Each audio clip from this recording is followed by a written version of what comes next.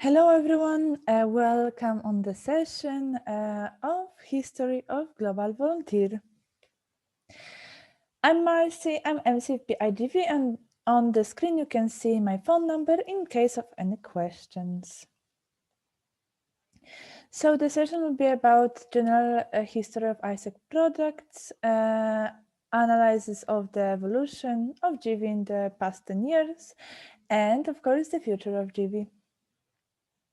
So why this session is actually there? Because 70 years passed and ISAC exchanges changed very much. And Global Volunteer, as we know now, is actually one of the newest products in our organization. So it's good to have this understanding where it all started and how it changed. So yes, we will start in 60s. At the beginning, we're having international transfer of management skills. And as you can see, value proposition was about friendly relations for exchange. Then the second product was summer school training program, and it was about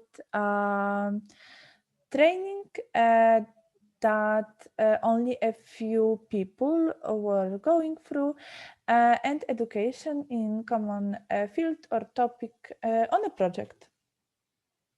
Then in 70s, it changed a little bit to international team programs. Projects were then run independently in local, national, and regional level. Yes, and it was happening due to the fact that world was changing rapidly. Yes. And then we'll proceed to 80s when global team programs were happening.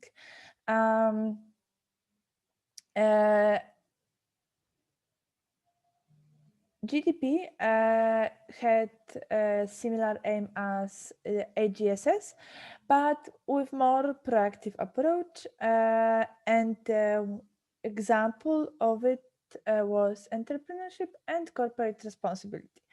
That was one of the themes of GDP. Then in 90s,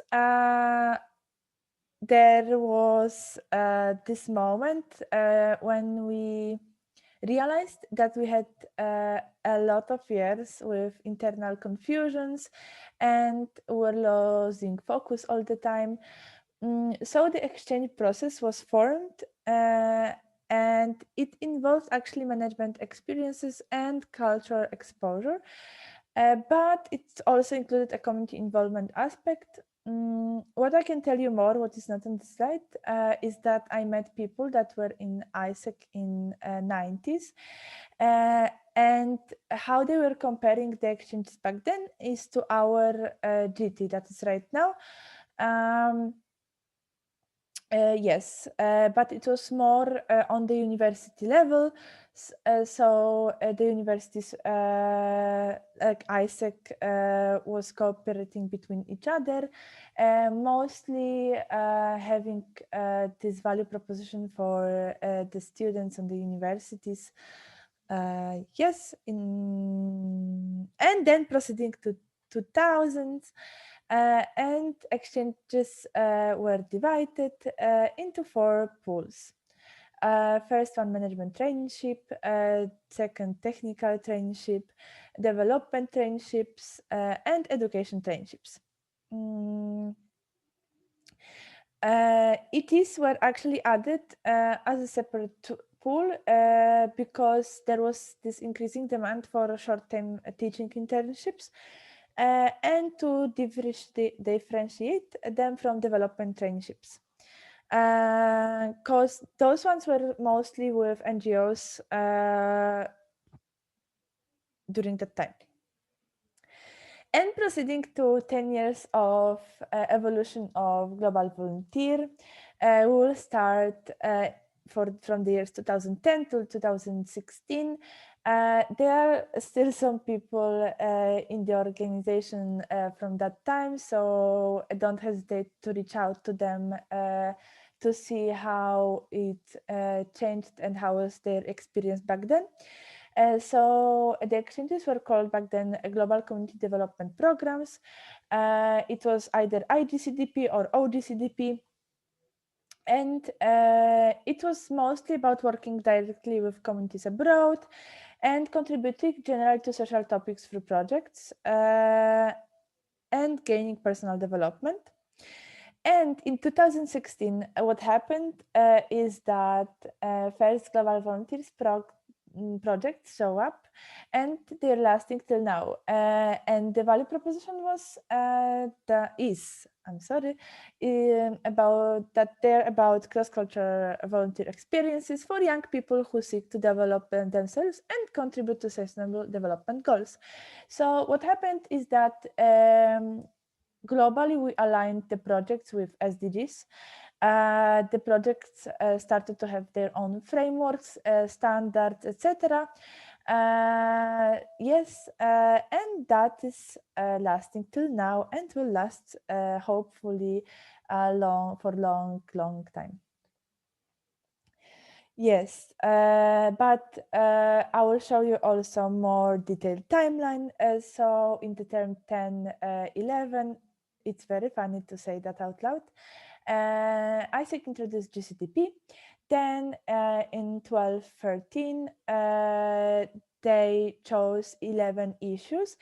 They were kind of similar to Sustainable Development Goals because, as you can see, it was about human rights, poverty reduction, economic growth, but they were not the same. And as you can see, it was also less of them.